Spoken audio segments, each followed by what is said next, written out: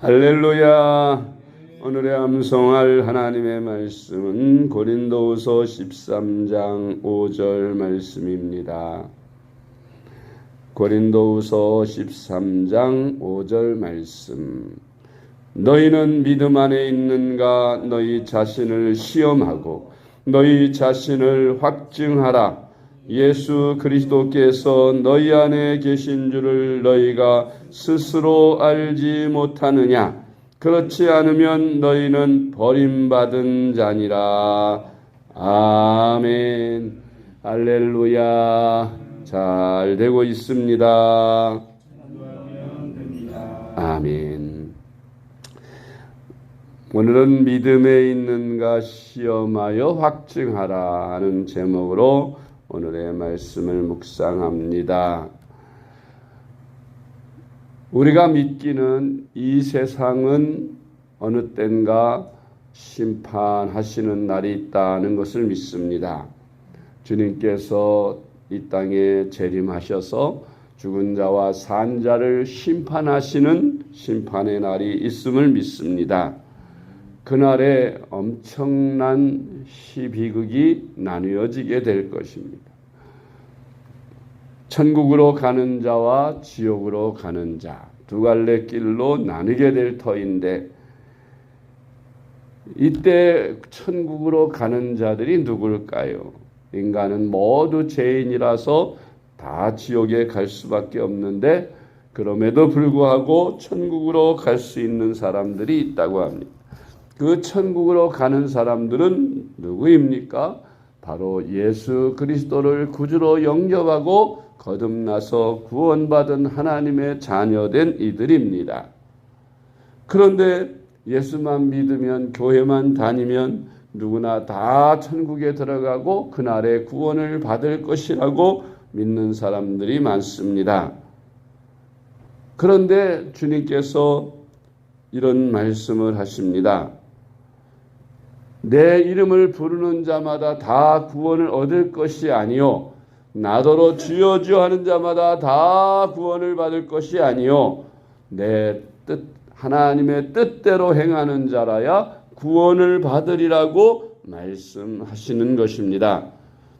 만약 이제 오늘 밤이 주님이 재림하시는 날이라서 이제 우리가 주님 심판대 앞에 섰는데, 나는 당연히 예수님을 믿고 살았으니까 천국에 가겠지, 그렇게 생각을 했는데, 뜻밖에도 주님께서 네가 누군지 나는 알지 못하노라. 너는 저 지옥으로 떨어져라 하면서 주님께서 구원하시지 않고 외면하시고 심판을 받는 자가 된다면 얼마나 기가 막히고 깜짝 놀라겠습니까? 오래된 얘기지만 우리 선교회에서 일본 선교를 가기 위해서 선교회 목사님들이 뭘 모일날 다 준비해서 이제 출발하는 날 공항에 다 모였습니다.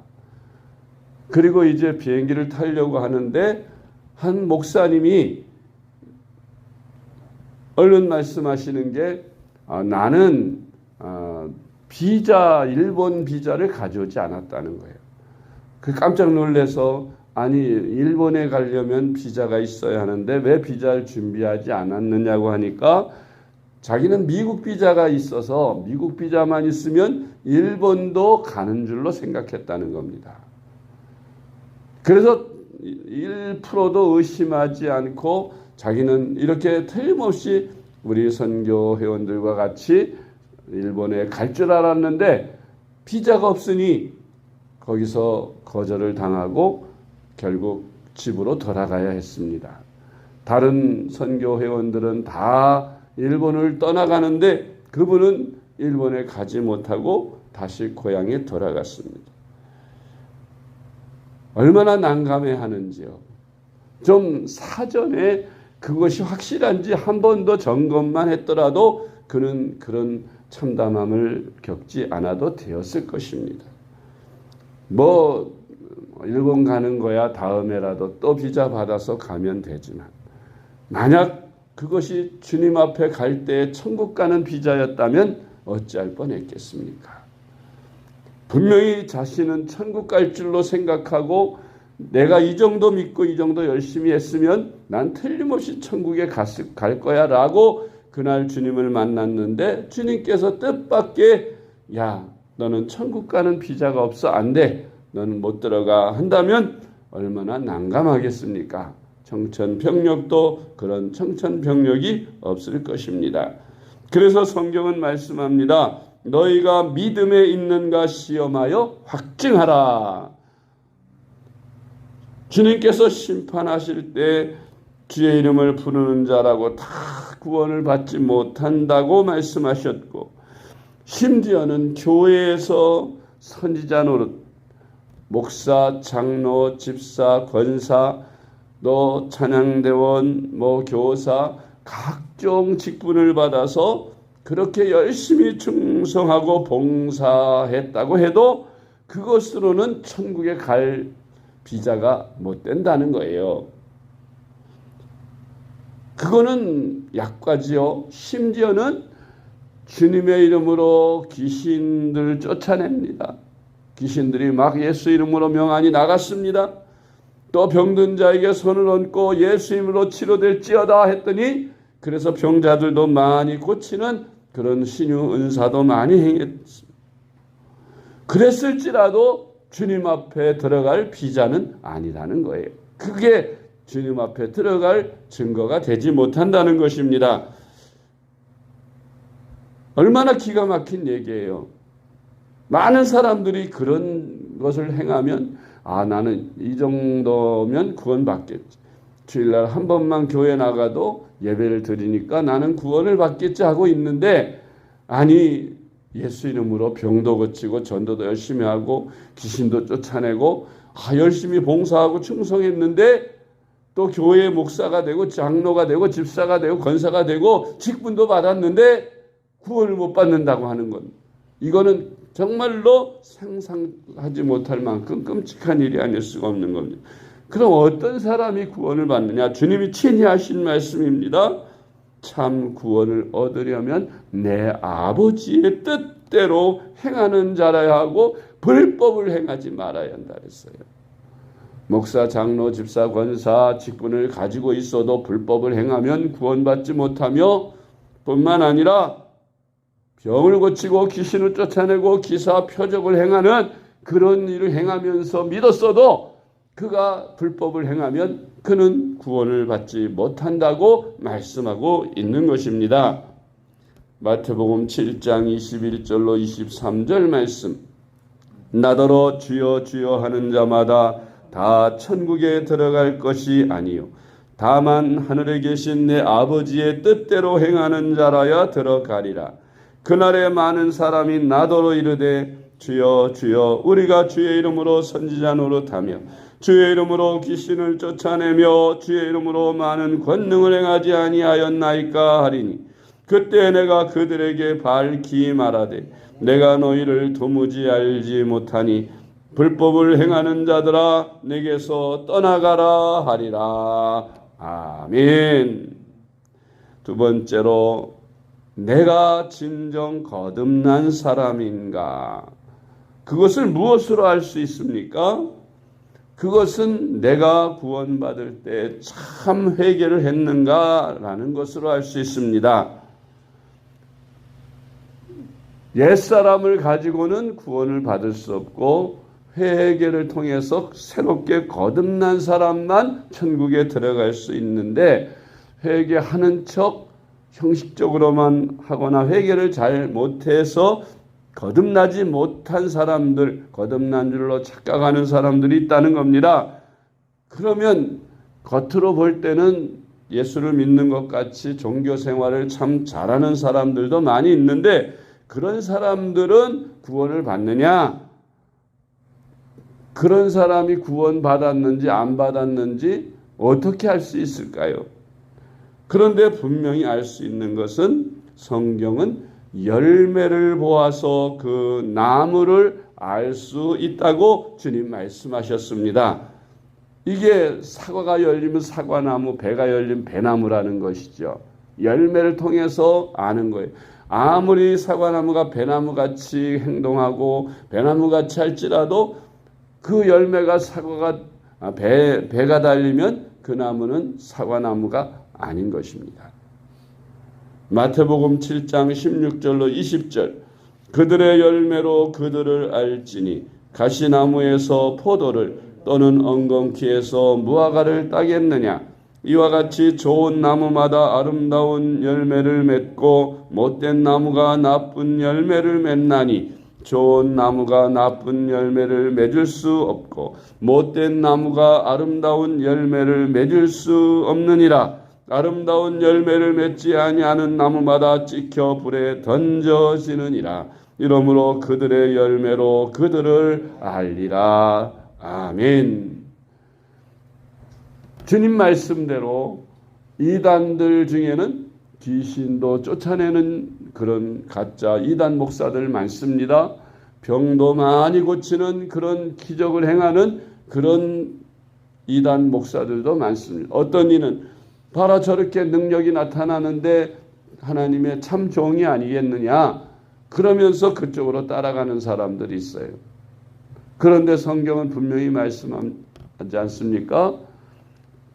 그렇게 귀신을 쫓아내고 병을 고치는 능력을 행할지라도 그가 하나님 뜻대로 살지 않고 불법을 행하며 각종 음란과 물질의 욕심과 여러 가지 죄악들을 범하면서 사기를 치면서 많은 성도들을 속이며 사기치면서 그러면서 예수 믿는 그런 이단들이 구원을 받을 수 있겠느냐 이겁니다.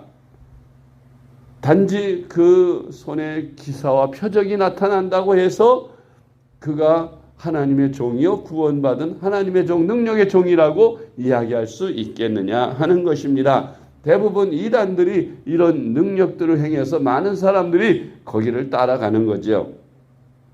이러므로 그들의 열매로 그들을 알리라. 신앙생활을 할 때 그 사람이 정말로 어떤 능력을 행하느냐 직분을 가졌느냐 이걸 보고 구원받았다 못 받았다 이야기하는 것이 아니라 그 사람이 행하는 행동 그 사람에게 나타나는 열매 그것이 참 그리스도인으로서 아름다운 열매인지 아니면 육적인 열매요 세상적인 열매요 그런 잘못된 불법을 행하는 열매를 맺는지를 보면 나쁜 열매를 맺는지 좋은 열매를 맺는지 그 결과를 보면 그 사람이 참 구원받은 자인지 아닌지를 그것으로 분별할 수 있다는 것입니다. 좋은 나무는 좋은 열매를 맺습니다. 거듭나고 구원받은 사람은 구원받은 사람의 열매를 맺습니다. 즉 구원받은 사람 하나님의 사람이 살아가는 방법대로 산다는 거예요. 진리의 말씀대로 산다는 겁니다. 세상을 사랑하지 않고 교회를 사랑하고 주님을 사랑하고 하나님 앞에 영혼을 사랑하면서 그렇게 기도하며 사는 사람들이 진정한 열매를 맺는 구원받은 열매를 맺는 성도들임을 성경은 말씀하고 있는 겁니다. 진정한 회개를 하지 않으면 거듭난 척할 뿐입니다. 형식만 거듭난 것처럼 보이고 무늬만 그리스도인일 뿐인 것이에요. 진정한 회개는 지정의 3단계의 회개를 거쳐야 참 회개라 할 수 있는 것입니다. 죄를 깨닫고 뉘우치고 돌이켜 죄를 떠나는 회개 합당한 열매가 있어야 합니다. 회개를 한다고 했는데 계속 죄가 좋고 죄가 달콤하게 느껴지고 죄 유혹이 강하다면 그것은 진정한 회개가 이루어진 것이 아니. 진정한 회개를 하면 죄가 싫어지고 미워지고 죄가 저 똥같이 여겨지는 거예요. 그런데 그게 아름답고 좋게 보이면서 그걸 억지로 참으려고 하면 한계가 있는 거죠.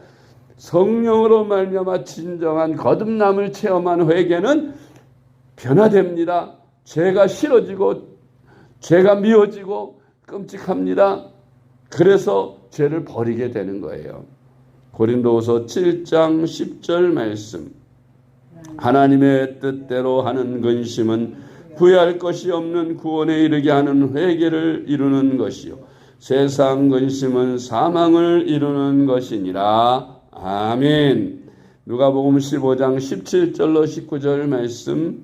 이에 스스로 돌이켜 이르되 내 아버지에게는 양식이 풍족한 품꾼이 얼마나 많은가. 나는 여기서 주려 죽는구나. 내가 일어나 아버지께 가서 이르기를 아버지, 내가 하늘과 아버지께 죄를 지었사오니 지금부터는 아버지의 아들이라 일컬음을 감당하지 못하겠나이다. 나를 품꾼의 하나로 보소서 하라 하리라 하고. 아멘. 마태복음 3장 7절로 8절.